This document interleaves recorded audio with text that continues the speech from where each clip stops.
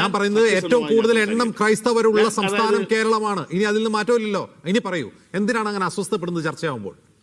ഞാൻ ഇതിനെ എതിർക്കുന്നില്ല. അപ്പൊ അങ്ങനെ പറയുകയാണെങ്കിൽ ലോകത്ത് ഇന്തോനേഷ്യ കഴിഞ്ഞാൽ പാകിസ്ഥാൻ, കെന്നഡി പറഞ്ഞു വരുന്നത് എന്താണ്? ഇതൊന്നും ചർച്ചയെ ചെയ്യരുത്. ഇന്ത്യയിലെ ക്രൈസ്തവർ ആക്രമിക്കപ്പെടുന്ന വാർത്തയൊന്നും മാധ്യമങ്ങൾ കൊടുക്കരുത്. അതേക്കുറിച്ച് ചോദ്യം ഉന്നയിക്കരുത്.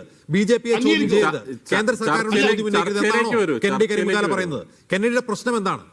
ലോകത്തിൽ ഇന്തോനേഷ്യ കഴിഞ്ഞാൽ പാകിസ്ഥാനൊപ്പം മുസ്ലിം ജനതയുള്ളത് ഇന്ത്യയിലാണ്. അവരെ പോലെ സംരക്ഷിതരായ, അവരെ പോലെ സുരക്ഷിതരായ, അവരെ പോലെ സന്തോഷമായ ജീവിതം നയിക്കുന്ന മുസ്ലിംസ് പാകിസ്ഥാനിലുണ്ടെന്ന് അജിംസിന് നെഞ്ചിത്തൊട്ട് പറയാൻ കഴിയുമോ? ഇന്ത്യൻ മുസ്ലിങ്ങളൊക്കെ ഈ ഭരണകൂടത്തിന് കീഴിൽ സംതൃപ്തരും സുരക്ഷിതരുമാണെന്ന് കെന്നഡി തീരുമാനിച്ചാൽ മതിയോ? സത്യം പറയൂ, അല്ലല്ല, കെന്നഡി തീരുമാനിച്ചാൽ മതിയോ ഇന്ത്യയിലെ ന്യൂനപക്ഷങ്ങളൊക്കെ സുരക്ഷിതരും സന്തുഷ്ടരും സംതൃപ്തരുമാണെന്ന്? ഇല്ല, മുഴുവൻ അല്ല. ഇന്തോനേഷ്യയിലെയും പാകിസ്ഥാനിലെയും ബംഗ്ലാദേശിലെ കാര്യം പിന്നെ നോക്കാം. ഇന്ത്യയിലെ കാര്യം പറയാം.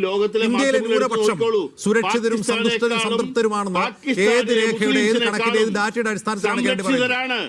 പാകിസ്ഥാനിലെ മുസ്ലിംസിനെ ഞാൻ പാകിസ്ഥാനിലെ ഇന്തോനേഷ്യയിലെ ആളുടെ കാര്യം നോക്കുന്നില്ലെന്നേ. എനിക്ക് ഇന്ത്യൻ ഭരണഘടനയാണ് ഞാൻ ചോദിക്കുന്നത്. ഇന്ത്യൻ ഭരണഘടന ന്യൂനപക്ഷങ്ങൾക്ക് നൽകിയിട്ടുള്ള പ്രത്യേക അവകാശങ്ങൾ ഇന്ത്യയിൽ സംരക്ഷിക്കപ്പെടുന്നുണ്ടോ? അവരുടെ ജീവനും സ്വത്തും അന്തസ്സും സംരക്ഷിക്കപ്പെടുന്നുണ്ടോ? കെന്നഡിക്ക് ഉത്തരമുണ്ടോ?